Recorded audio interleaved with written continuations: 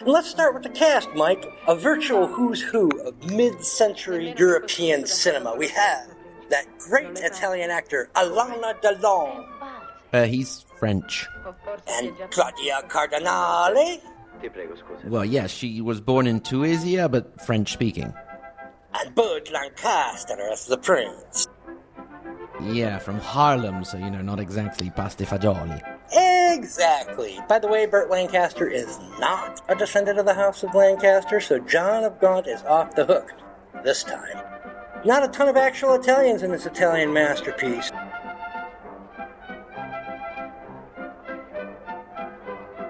But I will say one thing I really liked was the fact that you could see the sweat on everybody's faces, and that was sort of in counterpoint to the pleasant music. The fact that, things were kind of crumbling and being baked Well, I'd imagine how hot it was under those lights in Visconti, because, of course, he was a count and was actually shooting in the actual castles in Sicily. The ballroom scene was actually filmed in a palace, in a noble palace in Palermo, and it was so hot in that period that after every take, they had to replace all the candles because they were melting.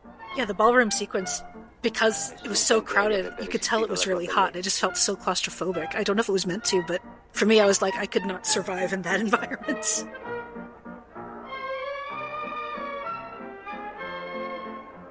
They do a pretty good job, as we mentioned before, sort of the tension between the triangle, the prince, Angelica, and Tancredi. You kind of see that. You see Tancredi's face is not too pleased about his uncle dancing with his fiancee, and it does a good job there. Obviously, well, and in the novel, out. The uncle had seduced one of Tancredi's girlfriends, so there had been history, which they did not put that in the film, but it's implied. Mariolina, yeah. But I think it's implied. You see him visit someone at the beginning, when he takes a priest with him, and that's the person you're talking about, Eric. It doesn't come out in the film that she would also spend time with Tancredi. That's the prostitute he regularly goes to. That is the woman with whom he does, as a man with feelings and intellect, what he cannot do with his wife.